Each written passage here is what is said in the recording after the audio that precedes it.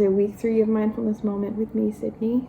This week our topic is awareness of your body. So before we get started, like usual, I'm going to start with a breathing circle. So we're going to give that a go real quick.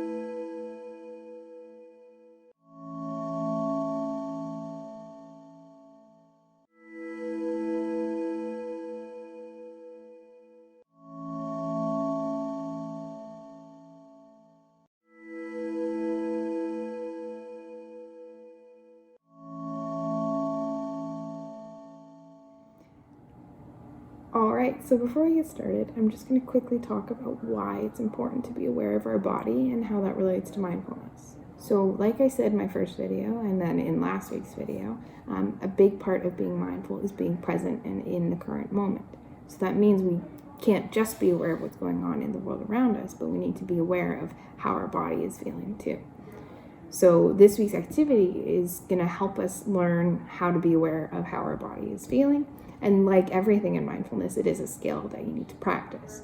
So this activity is called progressive muscle relaxation, which means what we're going to do is we're going to tense and then release different parts of our body to understand how it feels when they're tense and how it feels when they're relaxed. Our craft, which we're going to do first, is going to be a stress ball, because not only is that a good fidget toy, but it can help us tense and relax the muscles in our hands and our wrists. So first we're going to get started on our craft. All right, so for this week's craft, what we're going to need is we're going to need a plate of some sort, so we're not making a huge mess everywhere. You're going to need a funnel. So mine's a bit wonky looking, but any funnel can do. We're going to need balloons that we're going to fill up. You're going to need flour or sand or rice or something that we can use to fill up the balloons. And we're going to need markers, so if you want to decorate your balloons, you are able to. And you're going to need like a pencil or a pen. Because my funnel's super long, I've got a skewer here, but that's just in case things get stuck in the neck of the balloon or get stuck in the neck of the funnel. So the first thing you want to do is you want to stretch out your balloon, because we want to make sure we've got lots of space for the flour or sand. I'm using flour, so I'm just going to call it for flour for the rest of the video. You're also going to want to blow up the balloon just really quickly and let some of the air out. That just helps it extend a bit.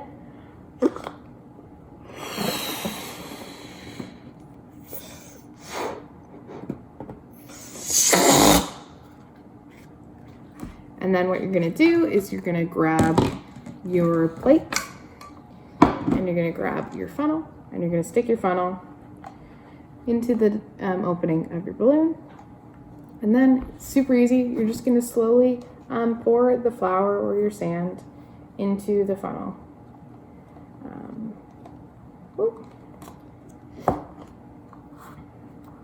And as you do that, you want to shake your funnel around a little bit, just make sure things don't get stuck.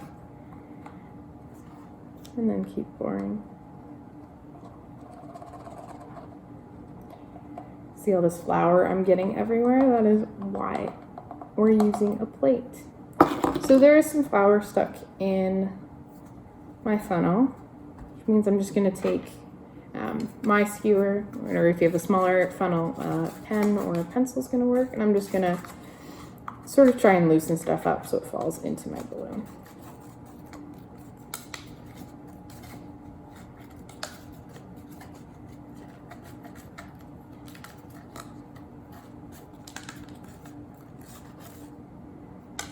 So after you've done that, you're going to gently pull your funnel out from your balloon, and then you're just going to tie it up. Super easy. If you need help tying it up, just ask someone who might be a little better at it than you are. I'm usually not so great at it. If your balloon is covered in flour like mine, you can just take a second and go wash it off. So that's what I'm going to go do. So once you've cleaned off and dried off your balloon, you can take your markers and you can decorate it. I recommend using Sharpies just because washable markers aren't going to stay on your balloon. So here's, you can see that. Here's what I have drawn and how I have decorated my stress ball. Yeah, so stress balls are good to use not only as fidgets, but we can use them to tense and relax our muscles for the activity I'm going to do next. So we're going to start that activity now. All right, so for this activity, what I want us to do is to find a comfortable spot on the floor. If you have a mat like I do, feel free to use that. But you're just going to sit with your legs straight out in front of you. So what we're going to do is we're going to tense different sections of our body, and we're going to do it for 5 seconds. What you want to do is you want to really be aware of how it feels when it's tense and how it feels when it's relaxed. Because if your body is physically relaxed, then it's hard for us to feel anxious or stressed, which is part of what mindfulness is all about. So not only being aware of our body, but also finding ways to reduce feelings of anxiousness or stressfulness. Also keep your stress ball close by, because we're going to use that when we get to our hands and feet and wrists. So once you're in a comfortable position, we're just going to start by taking a deep breath.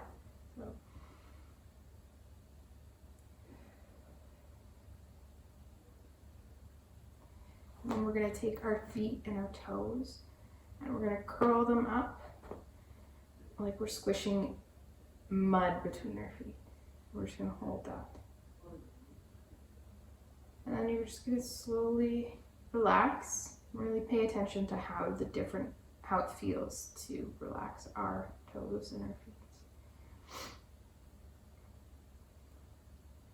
Next, we're going to do our legs. So you're just going to tense the muscles in your calves. So the way I'm doing it is I am turning my toes towards me, and then you're just flexing your calves. You're thinking about how that feels. And you're going to just slowly relax them.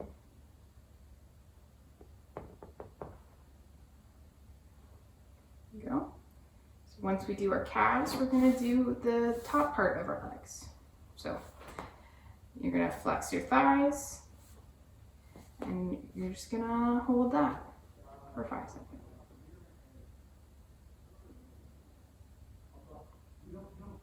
And then you're going to release it.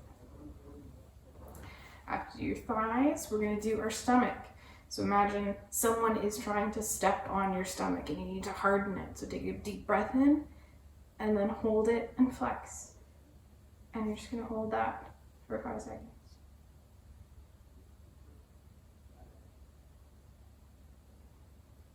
And then you're going to slowly release it. After you do your stomach, we're going to do our back. So you're just going to put your shoulders back and tighten, and then you're going to hold that for 5 seconds.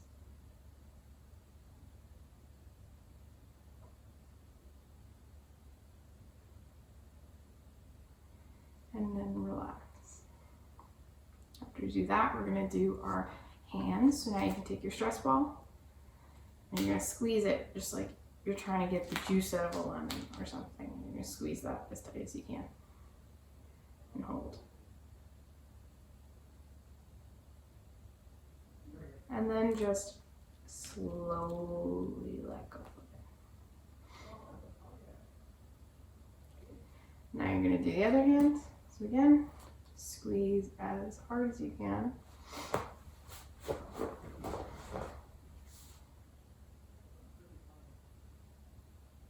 And then relax it. After you do that, you're going to clench your jaw so like you're biting down on something super hard. You're going to do that.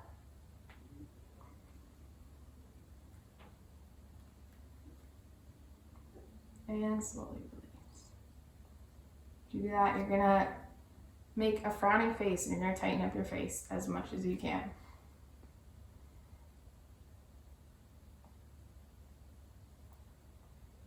And then you can release that.